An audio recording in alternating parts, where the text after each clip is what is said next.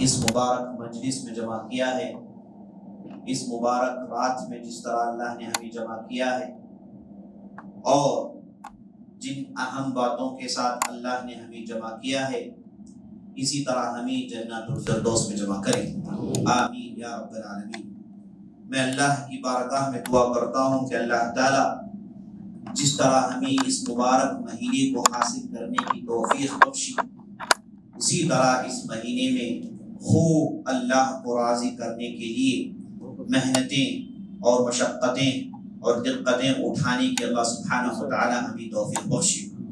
اللہ سبحانہ وتعالی ہمیں رمضان کی روزوں کو بہترین انداز سے احسن الطریقے سے ادا کرنے کی توفیق عطا کرے۔ اللہ سبحانہ وتعالی اس مہینے میں ہماری آنکھوں کی حفاظت فرمائیں، ہماری زبان کی حفاظت فرمائیں، اور ہمارے اخلاق کے اندر درستگی پیدا کریں۔ اللہ سبحانہ وتعالی سے دعا کرتا ہوں کہ اللہ تعالی ہمارے اس مہینے میں تقوی کے وہ مراحل عطا کرے جس کے ذریعے سے ہماری آخرت سنور جائے، اور اللہ سے میں دعا کرتا ہوں کہ اللہ تعالی ہماری گردنوں کو جہنم سے چھٹکارا عطا کرے، اور میں اللہ سے دعا کرتا ہوں کہ اللہ سبحانہ وتعالی ہماری اس امت کو طاقت عطا کرے، تقویت عطا کرے، اور تمام قسم کے دشمنوں سے محفوظ رکھے، آمین یا رب العالمین۔ عزیز ساتھیو، یہ جو رمضان کا مہینہ آیا ہے، اس کی جو آمد ہوئی ہے، اور ہم اس مہینے کے پہلی رات میں اس مہینے کی برکتوں کو حاصل کرنے کے لیے جمع ہوئے۔ عزیز ساتھیوں، بزرگوں، ماؤں، بہنوں، اسلام جس کے دل میں ایمان ہوتا ہے، جس کے دل میں ایمان کی ذرا برابر بھی حرارت ہوتی ہے، وہ اس مہینے کو حاصل کرنے کے ساتھ ساتھ اس کے اندر ایک عجیب و غریب خوشی پیدا ہوتی ہے، ایک مسرت پیدا ہوتی ہے، اور اس کی روح اس خوشی کی وجہ سے جھوم، کیونکہ بندے مومن نیک چیزوں سے، نیکی کرنے کے لیے وہ بےتاب ہوتا ہے، اور نیک چیزوں سے اسے انتہائی خوشی ہوتی ہے، اور جب وہ دیکھتا ہے کہ نیکی حاصل کرنے کے لیے اس کے سامنے راستے کھول دیے جاتے ہیں، تو اس کے اندر خوشی اور مسرت اتنی اسے خوشی ہوتی ہے کہ وہ بیان نہیں کر سکتا۔ عزیز بزرگوں، ساتھیوں، ماؤں، بہنوں اور خواتین اسلام، میں یہ بتا رہا تھا کہ اس مہینے کی آمد پر مومن کو انتہائی زیادہ خوشی ہوتی ہے، اتنی خوشی ہوتی ہے کہ سبحان اللہ، وہ دنیا کی دوسری خوشیاں اس کے سامنے ماند پڑ جاتی ہیں، کیونکہ اب اس کے سامنے نیکی حاصل کرنے کی راہیں کھل جاتی ہیں، اور وہ اس مہینے کے روزوں کو سوچ کر، اس مہینے کی تراویح کو سوچ کر، اس مہینے کے صدقات و خیرات کو سوچ کر، اور اس میں اس کا حصہ اور اس کا کنٹریبیوشن اسے سوچ کر انتہائی خوش ہو جاتا ہے۔ عزیز ساتھیو، جو مبارک مہینہ آیا ہے، اللہ سے دعا کریں کہ اس مہینے سے بھرپور فائدہ اٹھانے کے اللہ ہمیں توفیق بخشے۔ عزیز ساتھیو، ہم میں سے اکثر و بیشتر لوگ جب اس مہینے کو حاصل کرتے ہیں، وہ 3 قسم کے ہوتے ہیں۔ ان میں سب سے پہلے وہ لوگ جن کا وصف میں نے آپ کے سامنے پیش کیا، جن کے بارے میں میں نے آپ کے سامنے تفصیل سنائی کہ اس مہینے کی آمد سے انہیں بہت خوشی ہوتی ہے، اس نیکی کو سوچ کر بہت خوش ہو جاتے ہیں، اس کی تہجد اور دوسری نمازیں، دوسرے خیرات کو سوچ کر انتہائی خوش ہو جاتے ہیں۔ یہ پہلی قسم کے لوگ ہیں، ان کی تفصیل آپ کے سامنے آنے والی ہے۔ دوسری قسم کے لوگ وہ ہیں جو اس مہینے کو حاصل کرنے کے بعد انہیں کچھ خاص خوشی نہیں ہوتی، کچھ خاص ان کے اندر ایک جذبہ پیدا نہیں ہوتا، بلکہ ان کا معاملہ تو 50-50 کا ہوتا ہے۔ ہاں، خیر آیا ہے، حاصل کریں گے، کوشش کریں گے، نماز پڑھیں گے، ہے نا، تہجد پڑھنے کی کوشش کریں گے، اور کھانے کو بھی چیزیں ملتی ہیں، کھائیں گے بھی، پیئیں گے بھی، ان کا معاملہ ڈاون ڈول ہوتا ہے، 50-50 کا ہوتا ہے، 50-50 کا ہوتا ہے. ایسے قسم کی بھی لوگ ہیں. اور بعض ایسے بھی بدبخت ہیں، یہ مہینے کے آنے کی وجہ سے انہیں تکلیف ہوتی ہے، انہیں روزوں کی مشقتیں جب وہ سوچتے ہیں تو پریشان ہو جاتے ہیں اور کہتے ہیں کہ تراویح کی نماز، لمبی لمبی نمازیں کون پڑھے گا بھائی، اور تہجد کی نماز، ایکسٹرا نماز وہ بھی پڑھیں، یہ سوچ کر انہیں پریشانی ہوتی ہے. اور اس کے بعد بعض ایسے بھی ہوتے ہیں جو اس کے خرچ کو سوچ کر پریشان ہو جاتے ہیں. تو عزیز ساتھیوں، یہ 3 قسم کے لوگوں کو ہم دیکھتے ہیں جیسے ہی رمضان کا مہینہ آتا ہے، ایسے ہی ان کے حالات اسی طرح رہتے ہیں. جان رکھیے، یہ جو رمضان کا مہینہ آتا ہے، جو سال میں ایک مرتبہ آتا ہے، بطور مہمان آتا ہے، اپنے ساتھ ڈھیر سارے برکتوں کو لاتا ہے، ڈھیر ساری نعمتوں کو لاتا ہے، ڈھیر ساری رحمتوں کو لاتا ہے. یہ سال میں ایک مرتبہ آنے والا مہمان ہے. اور یہ جو مہمان ہوتا ہے، یہ 2 کام کرنے کے لیے آتا ہے. کتنے کام؟ 2 کام کرنے کے لیے آتا ہے. پہلا کام اس کا یہ ہوتا ہے کہ یہ نیکیوں اور خیرات، رحمتیں، برکتیں والے دروازوں کو کھول دے. جو لوگ پہلے کیٹیگری کے ہیں ان کے لیے اس میں ہول سیل ڈسٹریبیوشن ہے کہ وہ خوب نیکیاں کریں. بعض روایتوں میں آتا ہے کہ اس مہینے کا اگر کسی نے ایک بھی نفل عبادت کی تو اللہ سبحانہ و تعالیٰ اسے فرض کا درجہ دیتا ہے. اگر کسی نے فرض کی عبادت کی، اللہ سبحانہ و تعالیٰ اسے 70 گنا بڑھا کر اس کا اجر دیتا ہے. اور اس مہینے کو اللہ سبحانہ و تعالیٰ نے، ابھی آپ سنیں گے، خالص جہنم سے چھٹکارے کا مہینہ بنایا. تو پہلے کیٹیگری کے لوگ اس مہینے کی آمد سے، مہینے سے یہ فائدہ اٹھاتے ہیں اور مہینہ انہیں یہ چیزیں دیتا ہے. اور جو دوسرے کیٹیگری جس کے تعلق سے میں نے کہا کہ وہ 50-50 ہوتے ہیں، اور تیسرے کیٹیگری جنہیں کوئی خوشی نہیں ہوتی بلکہ الٹا انہیں پریشانی ہوتی ہے، یہ 2 لوگوں کے لیے یہ مہینہ آتا ہے تربیت کرنے کے لیے. اس اعتبار سے یہ مہینہ سب کے لیے خیر و برکت کا ہے. اچھے لوگوں کے لیے مزید خیر میں آگے بڑھے، اور جو لوگ بدبخت ہوتے ہیں، جو لوگ نیکوکار نہیں ہوتے، جو اپنے دل میں برائیاں کر کر کے دل میں کالے ٹھپے پیدا کر چکے ہیں، ان لوگوں کے لیے مہینہ آتا ہے تاکہ ان کی مکمل تربیت کرے، تاکہ ان کی تربیت بہترین انداز سے ہو. عزیز ساتھیوں، اللہ نے قرآن میں ارشاد فرمایا، یا ایھا الذین آمنوا کتب علیکم الصیام کما کتب علی الذین من قبلکم لعلکم تتقون. اے لوگو، تم پر روزے فرض قرار دیے گئے ہیں جیسے اللہ نے اس سے پہلے والوں پر فرض قرار دیا تھا. کیوں؟ تاکہ تمہارے اندر تقوی کا وہ میکانزم ٹھیک انداز سے کام کر سکے، تاکہ تمہارے اندر جو اللہ کا ڈر ہے، جو یہ جو تقوی ہے، اسے ٹھیک ڈھنگ سے ریپیئر کر پائے. عزیز ساتھیوں، جب لوگ دنیا کے ریل پیل میں پڑھ کے غفلت میں پڑ جاتے ہیں، دنیا کی مصروفیتوں میں پڑھ کر غفلت انہیں آ لیتی ہے، تو اللہ سبحانہ و تعالیٰ یہ مہینہ انٹروڈیوس کرتا ہے تاکہ یہ لوگ بیدار ہو جائیں، ان کے یہاں سے غفلتیں ختم ہو جائیں، اور یہ مہینے میں دوبارہ اپنے آپ کو ریفریش کریں، دوبارہ اپنے آپ کو رینیو کریں، دوبارہ اپنے اندر رینوویشن، تجدید کا وہ مادہ پیدا کریں. اس لیے اللہ سبحانہ و تعالیٰ یہ مہینہ لاتا ہے. تو عزیز ساتھیوں، مہینہ آتا ہے تربیت کرنے کے لیے، تقوی سکھانے کے لیے. یہ تقوی چیز ہے کیا؟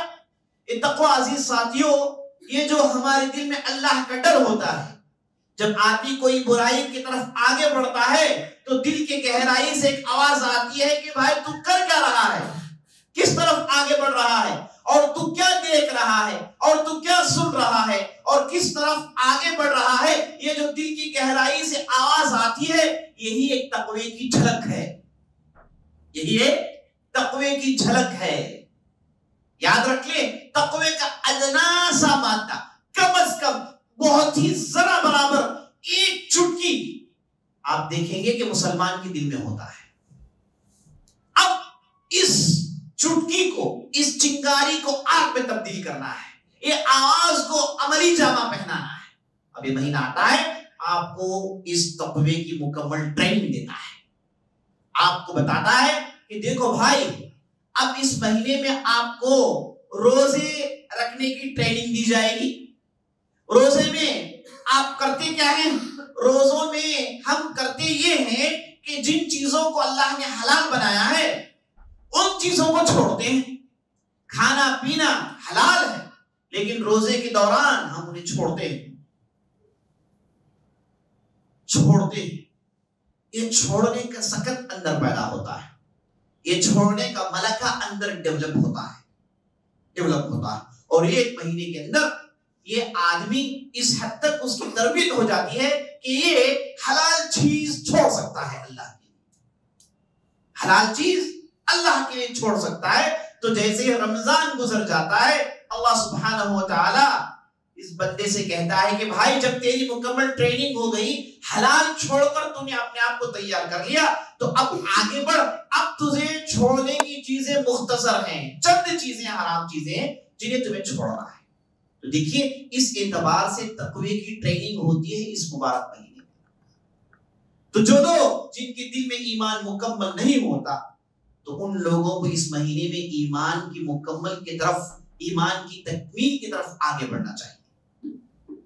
اور آپ صلی اللہ علیہ وسلم جو کہ یہ مہینہ تقوی کی ٹریننگ دیتا ہے، منافق کو مومن بتلاتا ہے، کمزور مومن کو مضبوط مومن بتلاتا ہے، غافل مومن کو بیدار مومن بناتا ہے، تو آپ صلی اللہ علیہ وسلم اس مہینے کا استقبال بڑے پرجوش انداز سے کرتے تھے۔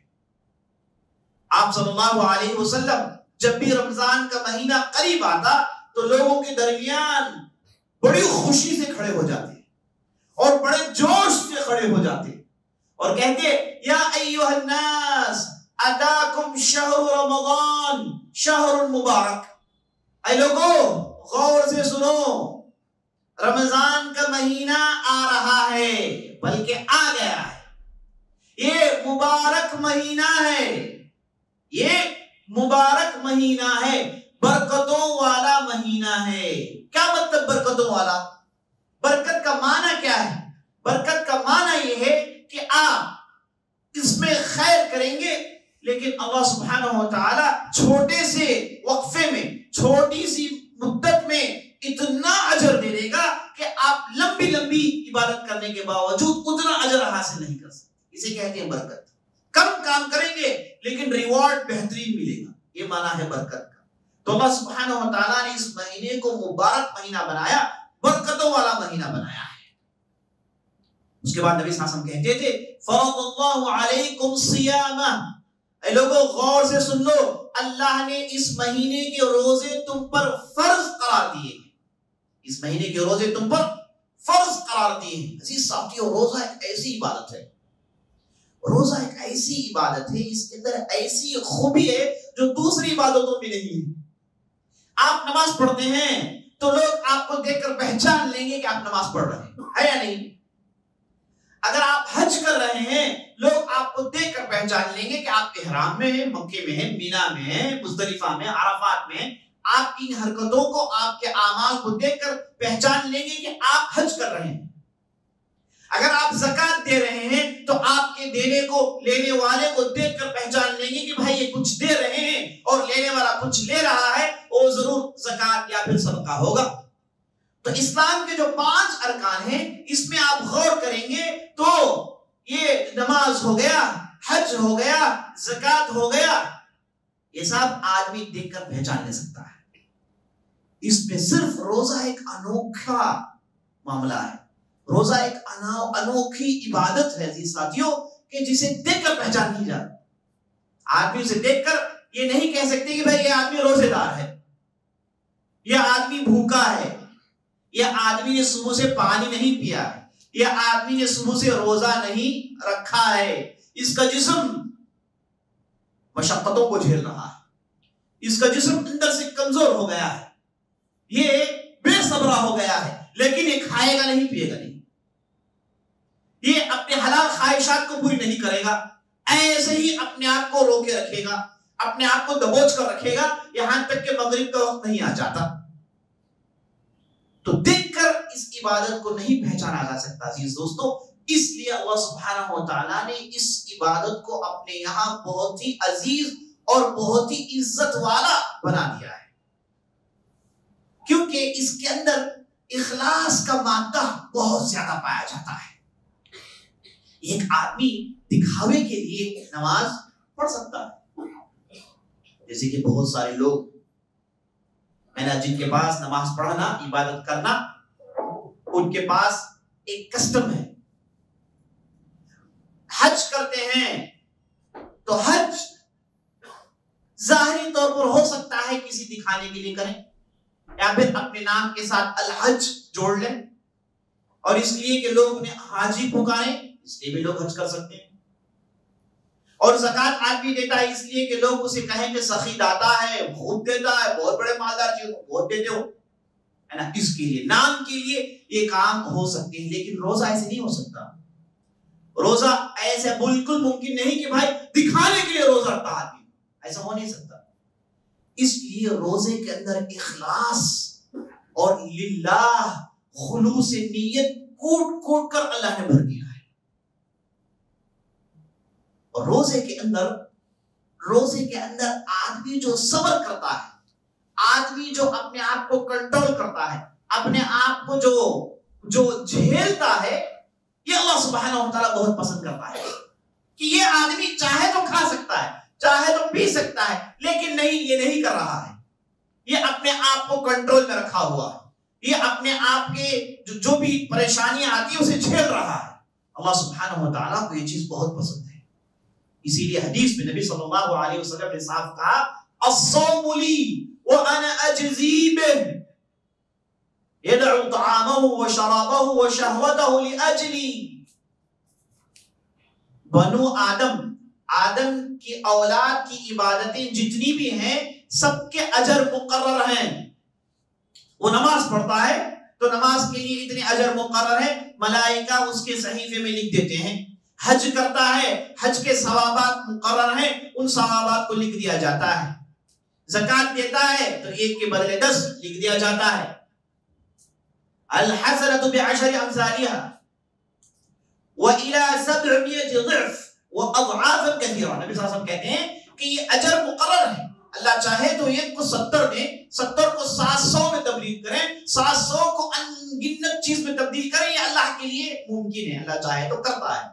لیکن وہاں پر یہ کہا گیا الصوم لی، ہاں ملائکہ صوم کے تعلق سے، روزے کے تعلق سے آپ خود اجر مت لکھیے، آپ لکھیے کہ یہ بندے نے روزہ رکھا، بس یہ آپ کا کام ہے، اور اس کا جو اجر ہے یہ اجر میں دینے والا ہوں، میں اس کی ذمہ داری لیتا ہوں، میں پرسنل اس میں انوالو ہوتا ہوں۔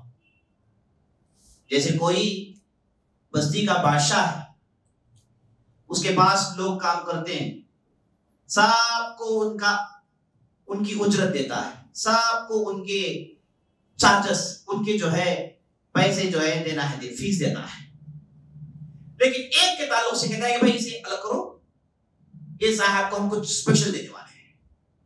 تو معنی کیا ہے کہ اب ان کے ساتھ کچھ اسپیشل معاملہ ہونے والا ہے جو عام لوگوں کے ساتھ نہیں ہونے والا ہے۔ تو عزیز ساتھیوں، یہی معاملہ ہے روزے کے ساتھ ہوگا کہ اللہ سبحانہ و تعالیٰ نے کہا کہ اس کے لیے خاص اجر ہے، میں اسے اجر دوں گا، کیونکہ اس نے جو کھانا چھوڑا ہے، اس نے جو پینا چھوڑا ہے، اس نے جو حلال خواہش کو چھوڑا ہے، یہ خالص اس نے میرے لیے کیا ہے۔ اللہ سبحانہ و تعالیٰ بندوں میں اخلاص دیکھنا چاہتا ہے، بندوں میں انہیں آزماتا ہے یہ دیکھنے کے لیے کہ اس کے اندر سچائی کتنی ہے، یہ کتنا مخلص ہے، یہ دیکھنا چاہتا ہے۔ اسی لیے جب شیطان نے کہا انظرنی الی یوم یبعثون، اے اللہ مجھے اجازت دیجیے قیامت تک کے لیے کہ میں اس آدم اور اس کی اولاد کو گمراہ کیے بغیر نہیں چھوڑوں گا، لآتینہم، میں ان کے پاس آؤں گا، دائیں سے بائیں سے آگے سے پیچھے سے، مکمل 24/7 کام کروں گا، انہیں گمراہ کیے بغیر نہیں رہوں گا۔ تو اللہ نے کیا کہا، لیس لک علی عبادی، اے شیطان سن لے، یہ جو میرے مخلص بندے ہیں، سلطان تجھے ان پر کوئی طاقت نہیں، تو انہیں کچھ نہیں کر سکتا۔ الا عبادک المخلصین. دوسری آیت میں ہے مخلص بندوں میں شیطان کے حملے نہیں چلتے، شیطان کے حربے کام نہیں کرتے، کیونکہ یہ جو اخلاص ہے اللہ اتنا پسند کرتا ہے کہ شیطان کے حربوں کو اس پر روک دیتا ہے. عزیز ساتھیو، اللہ سبحانہ و تعالیٰ بندوں کے اندر اخلاص دیکھنا چاہتا ہے، اور اخلاص کے بدلے اتنا ریوارڈ دیتا ہے، اتنا ثواب دیتا ہے جو انگنت ہوتا ہے، انگنت ہوتا ہے. اور اخلاص ایک بہت بڑی عبادت ہے. تو یہ جو اخلاص جو اللہ دیکھنا چاہتا ہے، بندہ روزہ رکھ کے وہ کر دکھاتا ہے. وہ روزہ رکھ کے وہ چاہے تو گھر میں کھا سکتا ہے، چاہے تو گھر میں پی سکتا ہے، چاہے جو چاہے کر سکتا ہے، اکیلا بھی ہوتا ہے، لیکن آدمی کھاتا نہیں پیتا نہیں، اگرچہ کہ وہ اکیلا ہو، اگرچہ کہ کوئی اسے نہیں دیکھتا ہو. تو وہاں پر اخلاص کا مظاہرہ کرتا ہے، اخلاص کو دکھاتا ہے اللہ کے پاس. تو اس لیے اللہ سبحانہ و تعالیٰ بندے کی اس روزے سے بہت خوش ہوتا ہے، اور اس کا بدلہ قیامت کے دن اللہ سبحانہ و تعالیٰ اسے دینے والا ہے. تو آپ صلی اللہ علیہ وسلم کہتے تھے فرض اللہ علیکم الصیام. اے لوگوں غور سے سن لو، اس مہینے کے روزوں کو اللہ نے فرض قرار دیا ہے. آپ کو میں یہ بھی بتاتا چلوں، نبی صلی اللہ علیہ وسلم نے ایک حدیث میں ارشاد فرمایا من صام فی سبیل اللہ، من صام فی سبیل اللہ ابعد اللہ وجہہ 70 خریفہ. اگر کسی نے اللہ کے لیے ایک روزہ رکھا، بات فرض کی نہیں ہو رہی ہے، بات ہو رہی ہے نفل روزے کی. اگر کسی نے اللہ کے لیے ایک روزہ، اگرچہ کہ وہ نفل ہو، اگر وہ رکھتا ہے تو اللہ سبحانہ و تعالیٰ اس کے چہرے کو جہنم سے 70 سال دور کر دیتا ہے.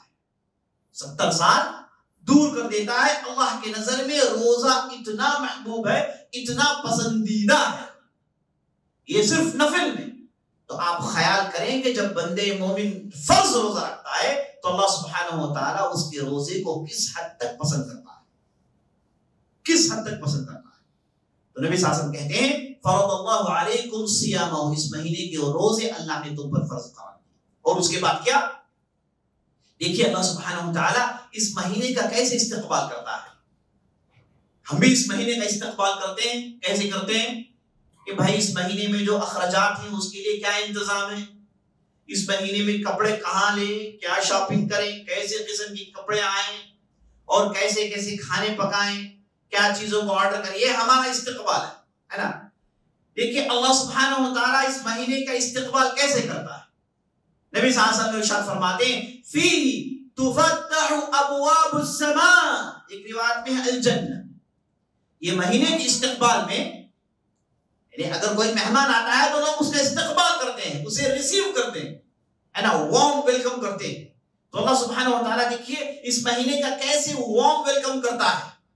تفتح ابواب السماء، آسمان جنتوں کے دروازوں کو کھول دیتا ہے. کیا معنی کھول دیتا ہے؟ ہم سنتے آ رہے ہیں کیا معنی کھول دیتا ہے. معنی یہ کہ دیکھو یہ جو مہینے کے روزے بندے رکھے گا تو اس کا ریوارڈ یہ ہے کہ وہ جنت میں داخل ہوں گے، اور جب جنت میں داخل ہوں گے تو ان کے لیے دروازے کھول دینے چاہیے، ان کے لیے دروازے کھول دینے چاہیے، کیونکہ یہ ان کا الٹیمیٹ ریوارڈ ہے. اس لیے وفیہ تفتح ابواب السماء، آسمان کے بھی دروازے کھول دیے جاتے ہیں تاکہ بندوں کے اعمال بڑی آسانی سے اللہ کے یہاں پہنچ جائیں. استقبال اس مہینے کا. وفیہ تغلق ابواب النار، اب چونکہ اس مہینے میں آدمی جب روزہ رکھ کے اللہ کے قریب ہوتا ہے تو وہ جہنم سے بہت دور ہو جاتا ہے. تو پھر جہنم کو کیوں کھلا چھوڑے، جہنم کو کیوں کھلا چھوڑے، اسے تو بند کر دیا جائے. تو جہنم کو بند کر دیا جاتا ہے. دیکھیے اس مہمان کا استقبال ویلکم دیکھیے اللہ کیسے کرتا ہے. جہنم کے دروازے بند، جنت کے دروازے کھول دیا جاتا ہے. اور چونکہ یہ مہینہ اس کے اندر اللہ سبحانہ و تعالیٰ چاہتا ہے کہ بندہ نیک ہو جائے، اور چاہتا ہے کہ بندہ متقی ہو جائے، چاہتا ہے کہ اس کے اندر آزمائش دوسری چیزوں کو کم کر دیا جائے تاکہ یہ خیرات کو لوٹ کر قریب آ جائے اللہ کے. اس لیے ایک اسپیشل ویلکم یہ ہوتا ہے کہ وہ فیہ تصفد الشیاطین، اس رات میں شیطانوں کو باندھ دیا جاتا ہے، انہیں جکڑ دیا جاتا ہے. بعض روایتوں میں ہے مردۃ الشیاطین، شیاطین میں جو سرکش ہوتے ہیں انہیں اس رات میں باندھ دیا جاتا ہے۔ بعض لوگ کہتے ہیں کہ مولوی صاحب اگر شیطان کو باندھ دیا جاتا ہے تو مجھے جو وسوسے آتی اس کا کیا، مجھے جو شیطان دل میں باتیں ڈالتا اس کا کیا، یہ کرو وہ کرو، یہ چیزیں باقی ہیں وہ کریں، ہے نا۔ رمضان کا مہینہ بعض لوگوں کے پاس تو نعوذ باللہ پورے برائیوں کا مہینہ ہے۔ رمضان کا مہینہ بعض لوگوں کے پاس تو صرف فلموں دیکھنے کا مہینہ ہوتا ہے، نعوذ باللہ۔ بعض ایسے بدبخت بھی ہوتے ہیں کہ رمضان کی راتوں میں جاگتے ہیں برائیوں کرنے کے لیے، نعوذ باللہ۔ بعض ایسے بھی بدبخت ہوتے ہیں رمضان کے مہینے میں قتل و غارت گیری کے بازار کو گرم کرتے ہیں۔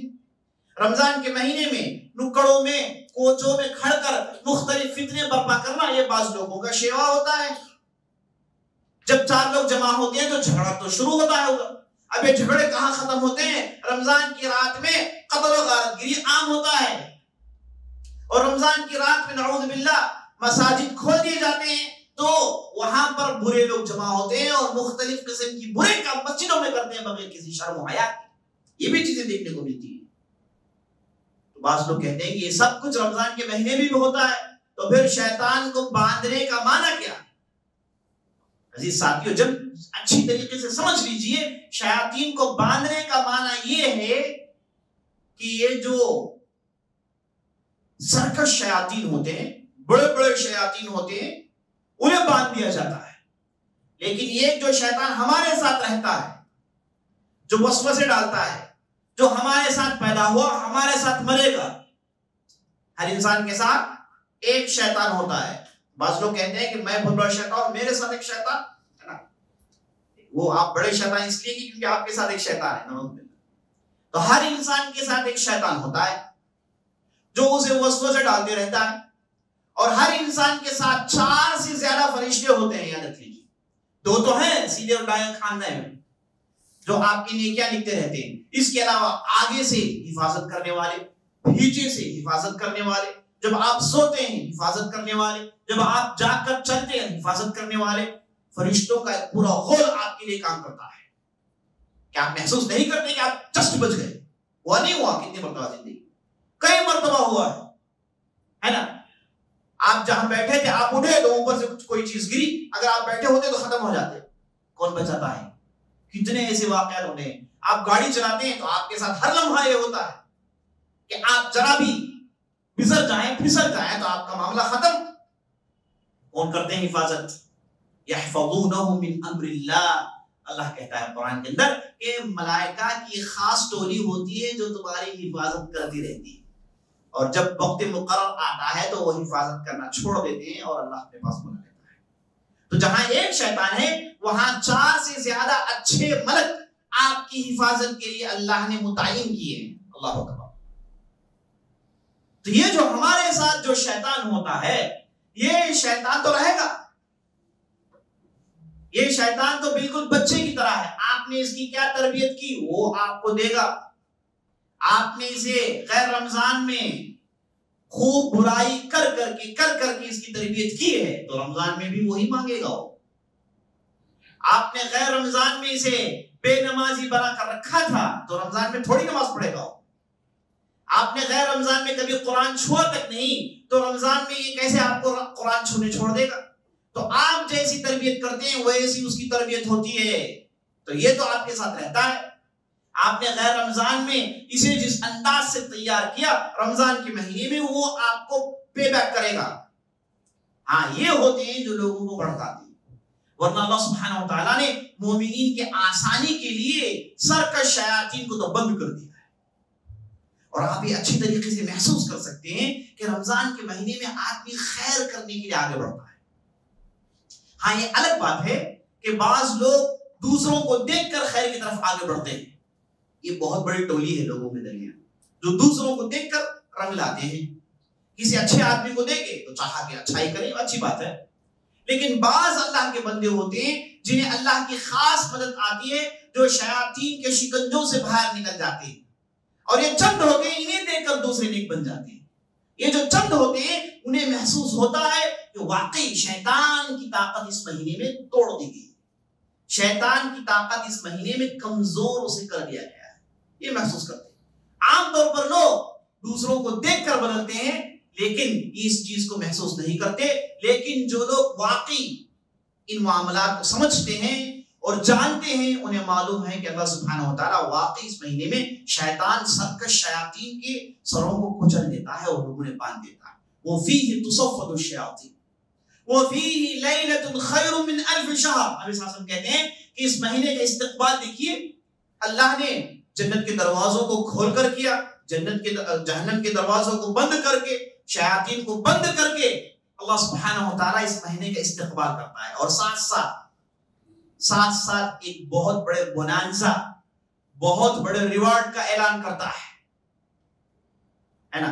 اگر کوئی فیسٹیول چلے، کوئی فنکشن چلے تو کہا جاتا ہے کہ بھئی آخری میں بہت بڑا لکی ڈپ ہوگا، اس میں آدمی کے لیے اتنا بڑا پرائز ہوگا۔ تو بالکل اسی انداز سے اس مہینے میں اللہ نے ایک ایسی رات کو رکھا ہے جس کا نام لیلۃ القدر کی رات ہے، اور اس رات کی محنت، اس رات کی عبادت 1000 مہینوں کی عبادت سے بہتر ہے۔ 1000 مہینے لگ بھگ 80 سال کی عبادت سے بہتر ہوتی ہے صرف اس ایک رات کی عبادت، اور یہ ایسی مبارک رات ہے جس میں اللہ نے قرآن نازل کیا ہے۔ لیلۃ القدر اس کی خوبی اس لیے ہے کہ اِنَّا أَنزَلْنَاهُ فِي لَيْلَةِ الْقَدْرِ، ہم نے قرآن کو اس مبارک رات میں نازل کیا ہے۔ اللہ اکبر۔ تو اس لیے اس رات کی اتنی بڑی اہمیت کہ اللہ نے کہا کہ چلو بھائی، آپ کو ہم 1000 مہینوں کی عبادت کا گفٹ دیتے ہیں، چلو اس رات کو حاصل کر لو اور 1000 مہینوں کی عبادت کو حاصل کر لو۔ وہ اس لیے کہ اس میں قرآن نازل ہوا ہے، وہ اس لیے کہ یہ رمضان کا مہینہ ہے۔ اللہ اکبر۔ اور اس کے بعد نبی صلی اللہ علیہ وسلم بڑی پتے کی بات کہتے ہیں۔ نبی صلی اللہ علیہ وسلم کہتے ہیں فَمَنْ حُرِمَ خَيْرَهَا فَقَدْ حُرِمَ، جس کسی نے اس خیر کو حاصل نہیں کیا، ایسا بدبخت نکلا کہ اس نے اس خیر کو چھوڑ دیا۔ تو نبی صلی اللہ علیہ وسلم کہتے ہیں کہ بھئی اگر اس نے اس خیر کو چھوڑ دیا تو اس کے لیے کیا خیر باقی ہے، اس کے لیے کون سا خیر باقی ہے، تو سب کچھ چھوڑ چکا ہے۔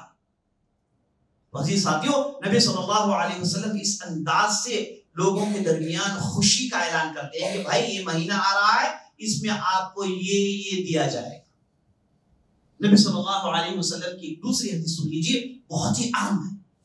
آپ صلی اللہ علیہ وسلم ارشاد فرماتے ہیں ان فی الجنہ غرفا، جنت میں کچھ خاص محلات ہوں گے، کچھ خاص پیلسز ہوں گے۔ اس کی خوبی کیا ہے؟ یرا ظہورها من بطونها وبطونها من ظہورها، معنی یہ کہ اس کے اندر جو ہے یہ باہر والوں کو نظر آئے گا، اور اس کے اندر جو ہوتے ہیں وہ باہر کی دنیا دیکھ سکتے ہیں۔ معنی یہ کہ انتہائی کانچ اور انتہائی خوبصورت اللہ نے ان محلات اور ان پیلسز کو بنایا ہے۔ تو صحابہ نے جب اس خوبصورت پیشکش کو سنا تو صحابہ کرتے کیا ہے؟ پوچھتے ہیں یا رسول اللہ لمن ہی ہے، اسے حاصل کرنے کا طریقہ کیا ہے، کس کے لیے یہ؟ تو نبی صلی اللہ علیہ وسلم نے 4 باتوں کا ذکر کیا۔ مستدرک حاکم کی روایت ہے اور شیخ البانی نے اسے صحیح قرار دیا ہے۔ نبی صلی اللہ علیہ وسلم نے کہا کہ لمن طیب الکلام، جس نے اپنی بات چیت کو اچھی بات چیت بنائی۔ اچھی بات چیت سے مراد اس کے اندر جھوٹ نہیں، اس کے اندر غیبت نہیں، اس کے اندر چغل خوری نہیں، اس کے اندر دوسروں کی برائی نہیں، اس میں گالی گلوچ نہیں، اس میں صرف اللہ کا ذکر ہوتا ہے، خیر کی چیزیں ہوتی ہیں، بھلائی کی باتیں ہوتی ہیں، اصلاح کی باتیں ہوتی ہیں۔ یہ معنی ہے طیب الکلام، جو اپنی بات چیت اچھی کرتا ہے، اپنی بات چیت کو درست کرتا ہے، اپنے کلام کو اچھا بناتا ہے۔ اس کے بعد نبی صلی اللہ علیہ وسلم نے کہا وَأَطْعَمَ الطَّعَامِ، پہلی صفت تو یہ کہ جو اپنی گفتگو کو خوبصورت کرے، اچھی کرے۔ نمبر 2 اطعم الطعام، جو غریبوں، مسکینوں، محتاجوں سب کو کھلاتا ہے۔ اس کے اندر دوسروں کو کھلانے کی صفت پائی جاتی ہے۔ سخی داتا ہے، دوسروں کو بھوکا دیکھ نہیں سکتا، محتاجوں کو دیکھ نہیں سکتا، اپنا سب کچھ نکال کر دے دیا ہے کہ آپ کھائیں. اطعم الطعام دوسروں کو کھلاتا ہے. عزیز ساتھیوں یہ جو کھلانا ہے غریبوں کو کھلانا ہے یہ اللہ کے نظر میں بہت ہی محبوب عمل ہے. بہت ہی محبوب عمل ہے. اس لیے کہا گیا من فطر صائما فلہ مثل اجرہ. اگر کسی نے ایک روزدار کو کھلایا افطار کروایا تو اسے اس روزدار کا مکمل اجر مل جاتا ہے. اس کا اجر مکمل اسے اللہ سبحانہ و تعالیٰ ٹرانسفر کر دیتا ہے کیونکہ یہ کھلاتا ہے, مسکینوں کو کھلاتا ہے, محتاجوں کو کھلاتا ہے. اور بعض لوگ ہوتے ہیں صرف کھانا جانتے ہیں ہے نا, وہ اس میں شامل نہیں. بعض لوگ ہوتے ہیں جو صرف کھانا جانتے ہیں, کسی اور کو کھلانا انہیں کبھی آتا ہی نہیں ہے نا. مال ہے, پیسے ہیں, سب کچھ ہے, لیکن انہیں دل نہیں, اللہ نے نہیں دیا. کمزور دل اللہ نے دیا. بات پیسوں کی آتی ہے تو ہاتھ کام نہیں کرتے.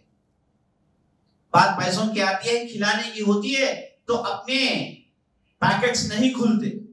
ان کی نظریں صرف دوسروں کے پیکٹوں میں ہوتی ہے کہ وہ کب کھلیں گے اور ہم کب کھائیں گے. وہ اس حدیث میں شامل نہیں. اس حدیث میں صرف وہ لوگ شامل ہیں جو اطعم الطعام دوسروں کو کھلاتے ہیں. اور بعض ایسے سخی داتا ہوتے ہیں کہ جب کوئی مسکین ان کے یہاں کھاتا ہے تو بہت زیادہ خوشی ہوتی ہے. جیسے عبداللہ بن عمر رضی اللہ, وہ جب بھی مسجد جاتے تو اپنے ساتھ زیادہ نہیں 50 لوگوں کو لے آ جاتے گھر میں. گھر والوں سے کہتے کہ کھانا بانٹو. اگر گھر والوں نے کہا کہ یہ زیادہ ہیں یا پھر گھر والے پریشان ہو گئے, کہتے کہ آج میں کھانا نہیں کھاؤں. اور مرتے دم تک ان کا یہی عمل رہا. جب بھی مسجد سے واپس آتے 7 مسکینوں کو, لوگوں کو لے کر آ جاتے اور جو بھی کھانا ہے بانٹ کر کھاتے. سبحان اللہ. بعض لوگوں کو کھلانے میں بڑا مزہ آتا ہے اور نبی صلی اللہ علیہ وسلم بھی ایسے ہی تھے. کھلا دیں, خود نہ کھائیں تو دوسروں کو کھلائیں. اور صحابہ کی بھی ویسی تربیت ہوئی. لیکن ہماری تربیت کیا ہوئی کہ دوسرا بھوکا ہو, جو بھی ہو, پہلا میرا پیٹ بھر جائے, ہے نا. اڑوس پڑوس میں کوئی کھائے نہیں کھائے, پہلا میں کھا لوں, ہے نا. اتنی گندی صفت ہم لوگوں نے پیدا کر لی کہ اللہ المستعان. اب غیر مسلمان ہمیں دیکھ کے کہتے ہیں میں دوسروں کو کھلاؤ. ہم وہ امت ہیں جو ہم نے دوسروں کو کھلاتے ہوئے لوگوں کو دکھایا ہے. اس کی بہت ساری مثالیں, تفصیل میں جانا نہیں چاہتا. تو نبی صلی اللہ علیہ وسلم نے دوسری صفت سنائی, اطعم الطعام, جو دوسروں کو کھلاتا ہے. اور تیسری صفت نبی صلی اللہ علیہ وسلم نے کہا وہ ادام الصیام, جو لگاتار روزے رکھتا ہے. روزے رکھنا اسے بہت پسند ہے, روزوں کو اپنے پاس عزیز رکھتا ہے نا. عزیز دوستو, یہ جو روزے ہوتے ہیں اسے رکھنے والے جانتے ہیں کہ اس کے اندر کتنا مزہ آتا ہے.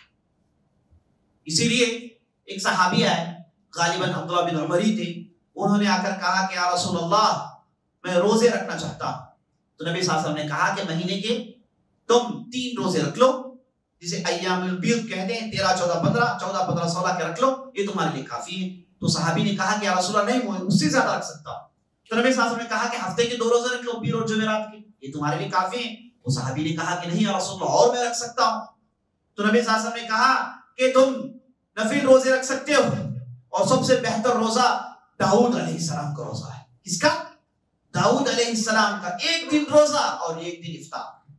1 دن روزہ رکھتے اور 1 دن روزہ چھوڑتے, اس سے بہتر کوئی روزہ نہیں ہے. تو صحابی کہتے ہیں یا رسول اللہ میں اس سے زیادہ کر سکتا ہوں. نبی صلی اللہ علیہ وسلم نے کہا یہ آخری ہے, لا صام من صام الدهر, جس نے سال بھر روزہ رکھا اس کا روزہ ہوتا ہی نہیں, وہ تو عادت بن جاتی ہے. تو نبی صلی اللہ علیہ وسلم نے کہا کہ 1 دن کا روزہ رکھنا اور 1 دن کا روزہ چھوڑنا یہ داؤد علیہ السلام کا طریقہ, اس پر تم عمل کرنا چاہتے کرو. تو عبداللہ بن عمر زندگی بھر اس پر عمل کرتے رہے اور آخری زمانے میں کہتے رہے کہ نبی صلی اللہ علیہ وسلم نے جو آسانی پیش کی تھی اگر میں قبول کر لیتا تو کتنا اچھا ہوتا. اب بڑھاپے میں تکلیف ہو رہی, لیکن داؤد علیہ السلام بادشاہ تھے, بادشاہ, اور ایسے بادشاہ کہ اللہ اکبر, ان کی بادشاہت کی آج بھی خواب دیکھتے ہیں یہ اونٹ کہ واپس وہ ڈیوڈ کا دور آ جائے, گولڈن ایرا آ جائے.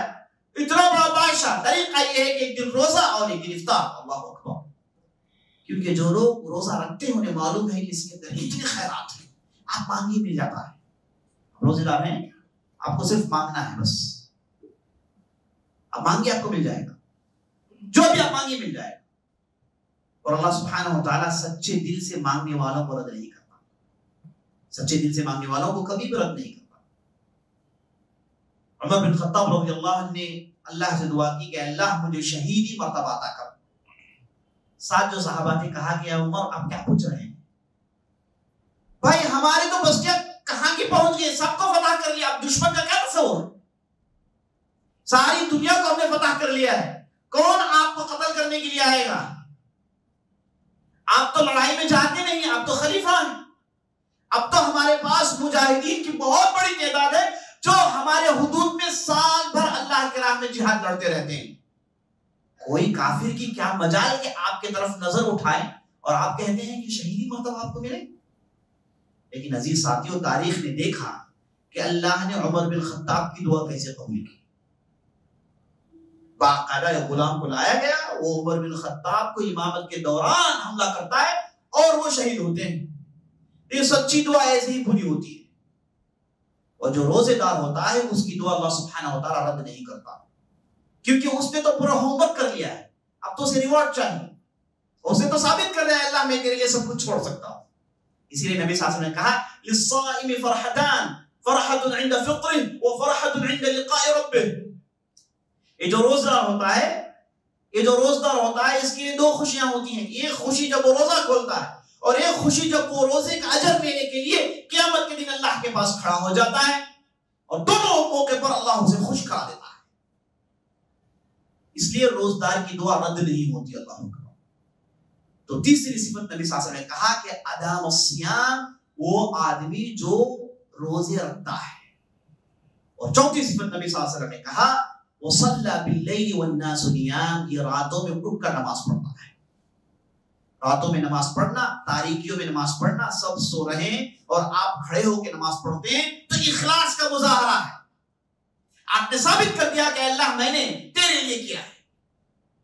آپ مسجد میں جاتے ہیں، لوگوں کے درمیان جاتے ہیں، آپ عمل کرتے ہیں، ہو سکتا ہے کہ اس کے اندر مکسیشن ہو جائے، لیکن جب رات کی تاریکی میں آپ اٹھتے ہیں تو کوئی دیکھ نہیں رہا ہے، صرف آپ ہیں اور آپ کا رب ہے، اور آپ نے اخلاص ثابت کر دیا، تو اللہ سبحانہ و تعالیٰ اس کے بدلے میں اتنا بڑا اجر دیتا ہے. تو نبی صلی اللہ علیہ وسلم نے کہا کہ جنت میں خاص محلات ہوں گے جو کانچ کے ہوں گے، باہر کے لوگ اندر دیکھیں گے، اندر کی چیزیں باہر سے نظر آئیں گی اور باہر کی چیزیں اندر سے نظر آئیں گی. انتہائی حسین مناظر، اسپیشل فلیٹس ہوں گے. یہ کس کے لیے؟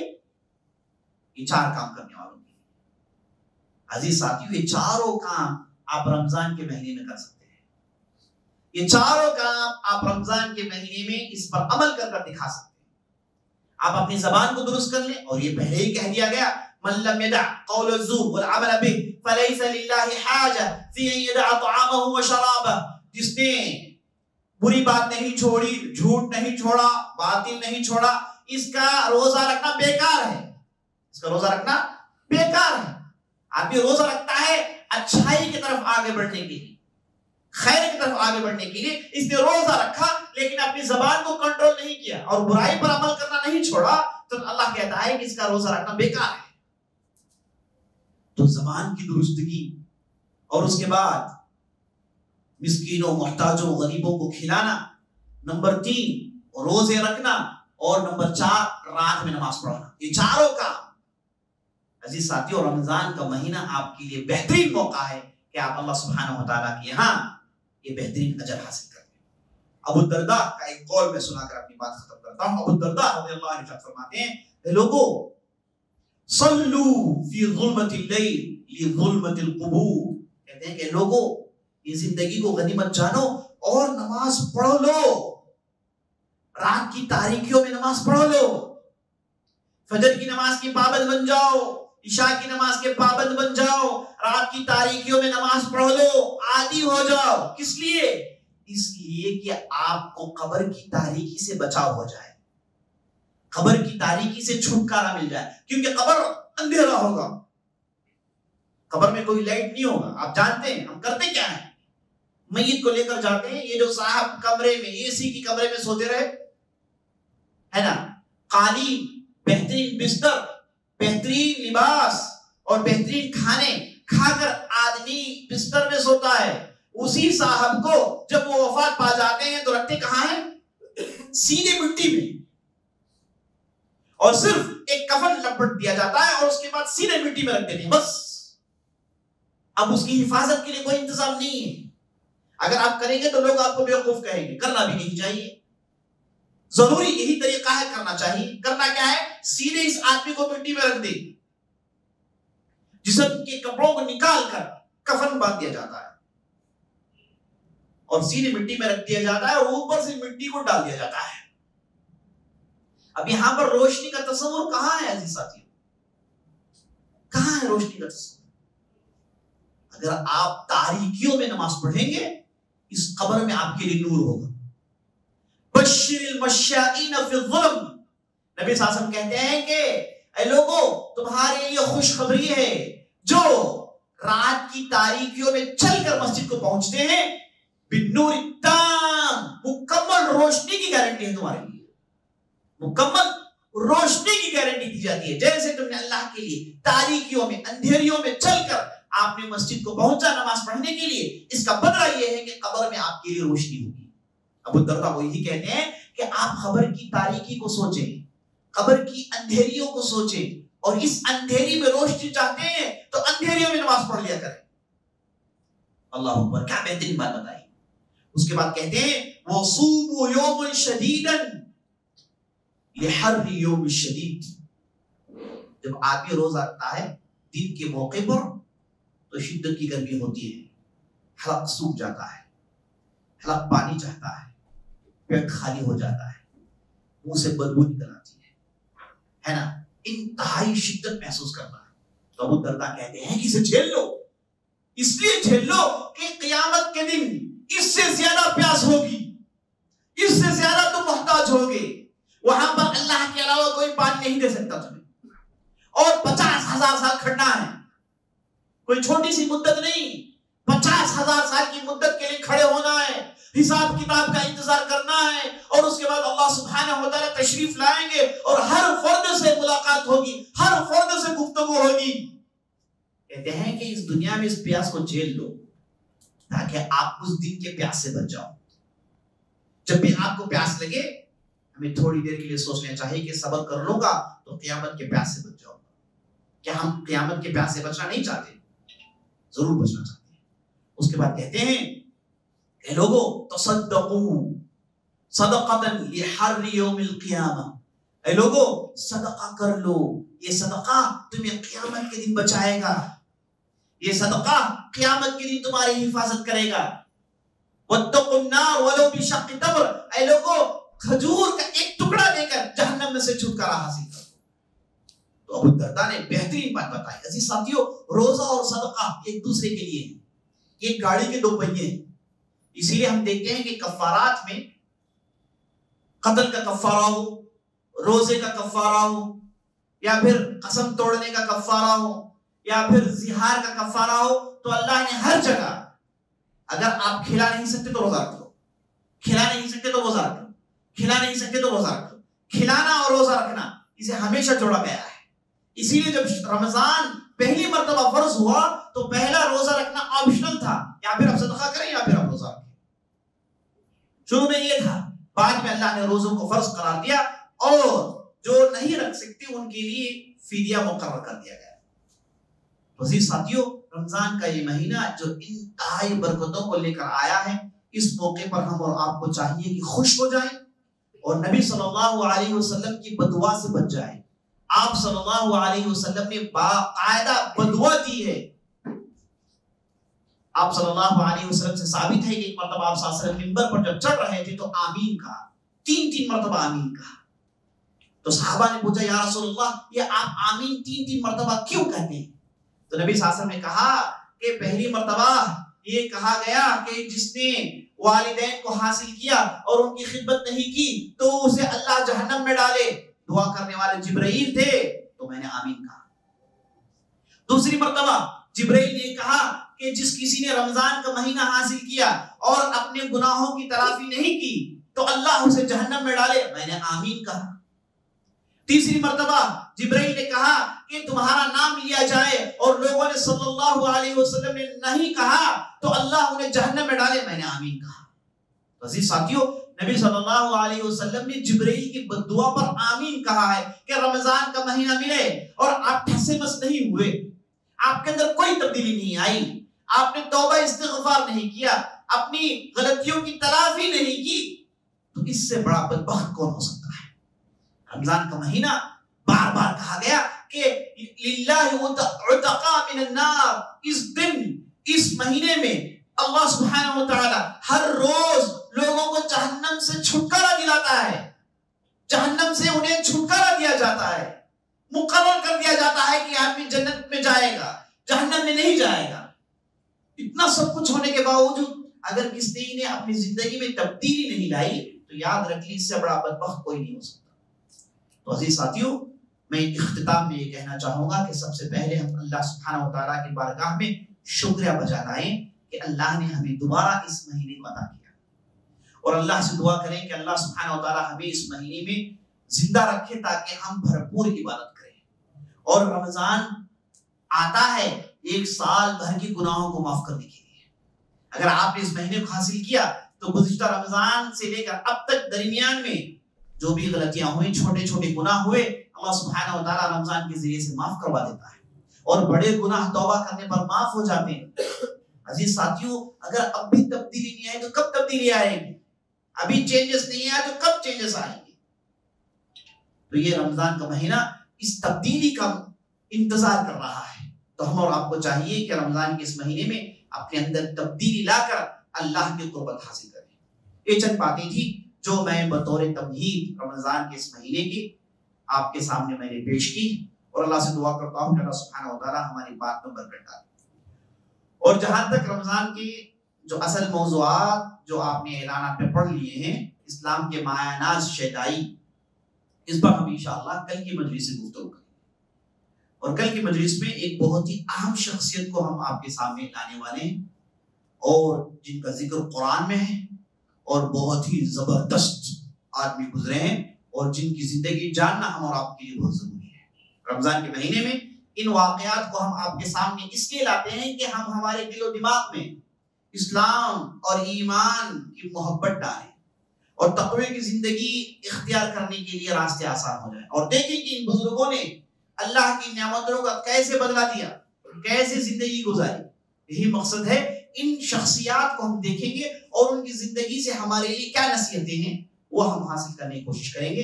ھذا باللہ التوفیق، وصلی اللہ علی نبینا محمد وعلی آلہ وصحبہ اجمعین۔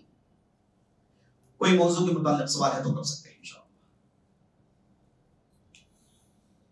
رمضان میں خبر کی حالت کیسی؟ رمضان میں خبر کی حالت کیسی؟ سوال کر رہے ہیں کہ رمضان میں قبر کی حالت کیسی ہوتی ہے۔ دیکھیے، رمضان کے لیے جہاں بہت ساری خوبیاں بیان کی گئی ہیں، وہاں پر یہ بھی بیان کیا گیا ہے کہ جہنم کو بند کر دیا جائے گا، جنت کے دروازے کھول دیے جائیں گے، اور ہم جانتے ہیں کہ یہ جو قبر ہوتی ہے، یا تو پھر یہ جنت کے باغیچوں میں سے ایک باغیچہ ہوتی ہے، یا پھر جہنم کے گڈھوں میں سے گڈھا ہوتی ہے۔ تو جب بندے مومن روزہ رکھ کے اللہ کی قربت حاصل کر کے قبر میں جائے گا انشاءاللہ، تو اس کے لیے ضرور قبر اللہ سبحانہ و تعالیٰ جنت کے باغیچوں میں سے ایک باغیچہ بنا دے گا انشاءاللہ۔ واللہ اعلم۔